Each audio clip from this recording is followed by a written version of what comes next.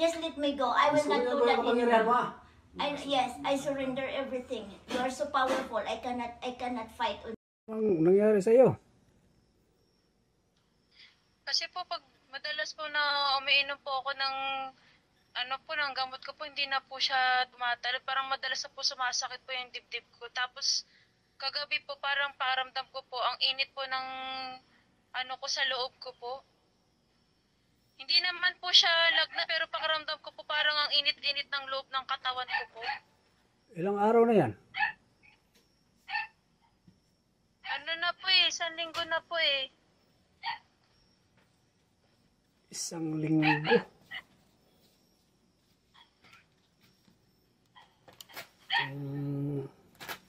Tingnan mo yung daliri mo kung saan yung mahaba.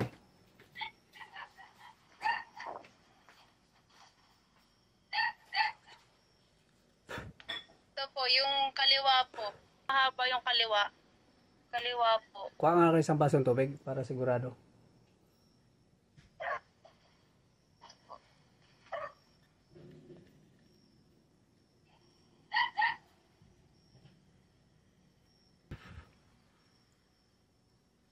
Ulas ah.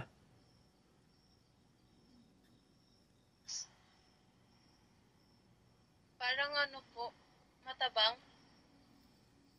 Matabang? Opo.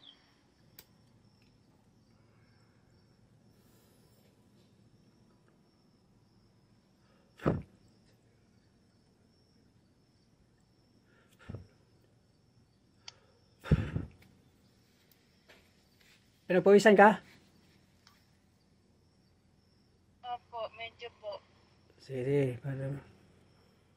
May naaninag ka? Huwag didilat. Babae po. Ilan bang babae?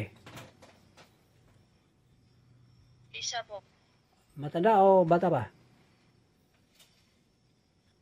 Matanda po. Kilala mo?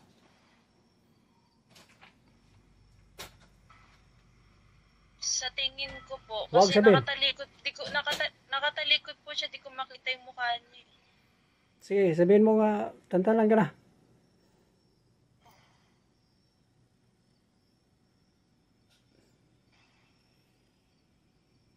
Sabihin mo, huwag na kang balikan ha. Para hindi na kami magkita uli.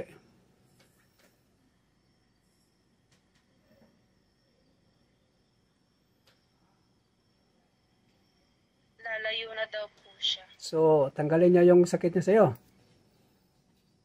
Opo, tatanggalin niya na daw po. Sige, tanggal. Sige, pagsis. Ano bang nilagay niya sa dibdib mo? Itanong mo nga.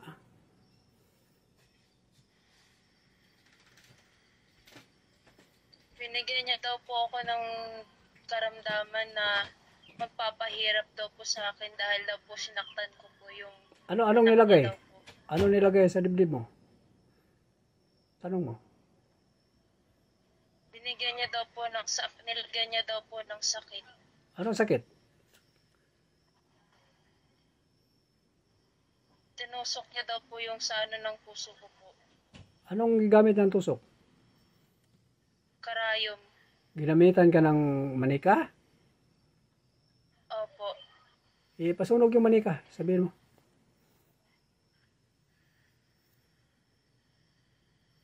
Sinunog. Opo. Nakita mo, sinunog. Opo, sinusunog niya na po ngayon. Yung libro, ipasunog yan.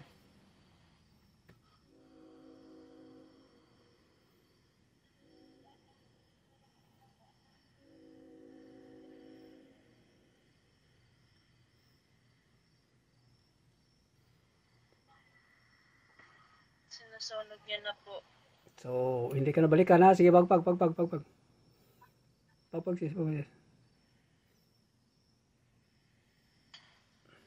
Yung sa dibdib mo, yung nilagay ng, anong nilagay dyan?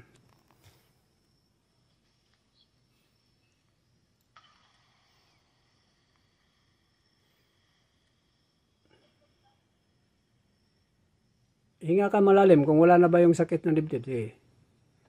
Huwag didilat.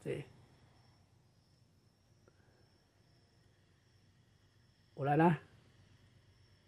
Wala na po. Si saan pang parte na may sakit? Si pagpag mo. Sabihin mo sa kanya pag binalikan ka balik ko sa kanya yung sakit. Sa kanyang anak. Sabihin mo.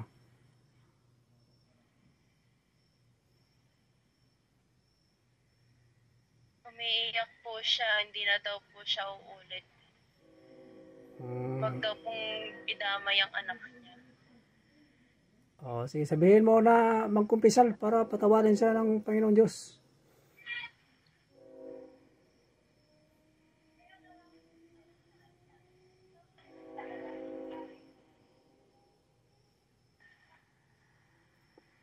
Sabi.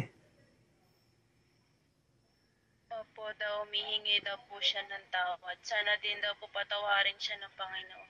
Patawarin siya basta magkumpisal. Tapos magsimba linggo. So, sabihin mo, pakawalan ko siya. Tapos wag ka nang balikan, ha? Opo. So, okay ka na? Wala ka nang sakit? Wala na po. In Jesus' name, dilat.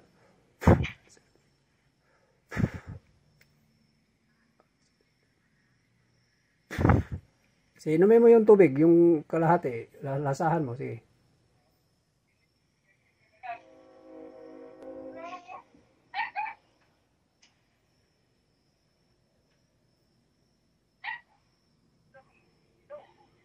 Alasa. Okay na po, normal na po. Tingnan mo daliri mo kung pantay na ba.